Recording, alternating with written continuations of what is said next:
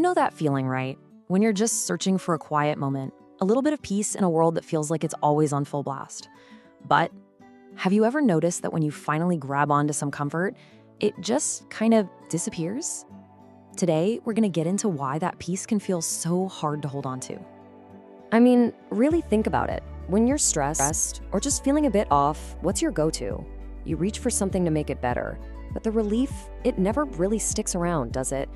It's something we all go through, and today we're going to figure out why. And here they are, the usual suspects. I'm sure we all recognize these. The endless scrolling on your phone, the quick trip to the kitchen for a snack, or pretty much any distraction we can find to take our minds off things. And look, they work. For a minute, they absolutely do. But then that quiet, empty feeling just finds its way back. So what gives? Why does this keep happening? In this first part, we're going to dig into why these quick comforts are kind of like putting a Band-Aid on something that needs stitches. They cover up the problem, but they don't really heal it. Okay, and this is so important to get right from the start. This whole cycle of trying to find comfort and ending up feeling empty, it's not a personal failure. You're not broken. The real issue is where we're all searching for that peace to begin with. And this leads us right into what you could call the temporary fix cycle. It's this loop we get caught in, where we're so busy trying to soothe the symptom, that restless feeling, that we never actually get around to addressing the real cause. And here's what that cycle feels like in real life. We look for that quick hit of relief, but it wears off. And then the need for another fix comes rushing back. And a lot of times, it feels even stronger than before. It's just a frustrating loop of reaching for something that deep down, can't really satisfy you. Now, what I love about this is how clearly it lays out the contrast.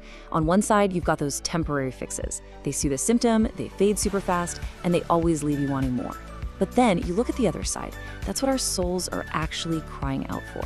Something that heals the root of the problem, that lasts forever, and that actually fills you up completely. And this brings us right to the heart of it all. There's a deeper hunger going on.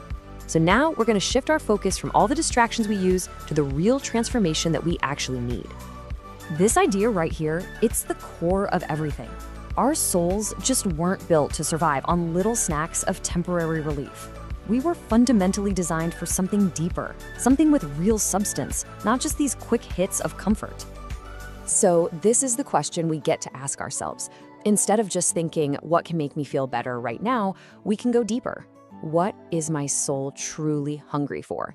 Is it a peace that actually sticks around, a real sense of my purpose, or maybe a genuine connection that doesn't just fade away? Okay, so if our souls are hungry for something that lasts forever, where do we find it? This next part is all about the one true source that promises to actually fill that emptiness for good. All those temporary fixes, they just can't get there. They're stuck on the surface. But there is one who doesn't just skim the surface, who can reach the deepest parts of our souls and fill that space completely. And the answer presented is both simple and profound: Jesus. And this distinction is absolutely critical.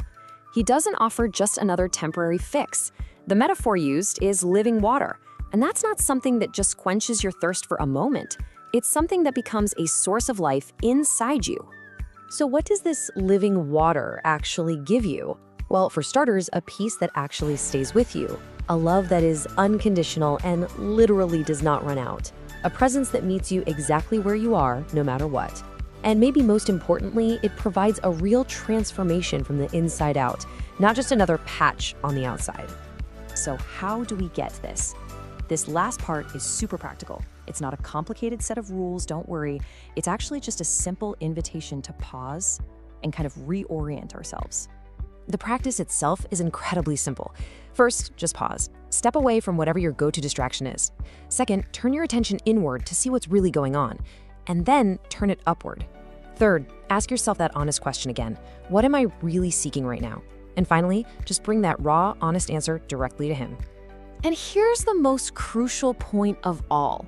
This is not about getting your act together first. It's not about fixing yourself and then presenting some perfect version of you. The invitation is simply to come as you are, right now, with the emptiness, with the longing, with all of it. So as we wrap this up, we're left with this choice.